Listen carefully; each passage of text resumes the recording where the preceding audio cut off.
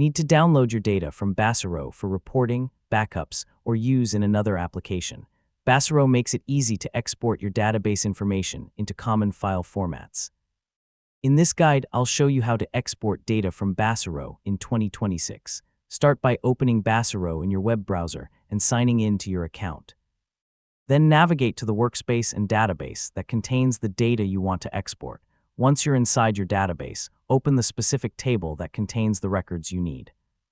Make sure you're viewing the correct data before continuing. Look for the Export feature within the Table menu, Settings menu, or Toolbar.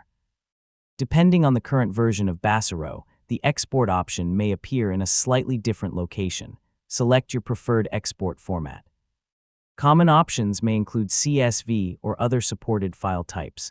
Choose the format that best fits how you plan to use the data afterward. If export settings are available, review them carefully.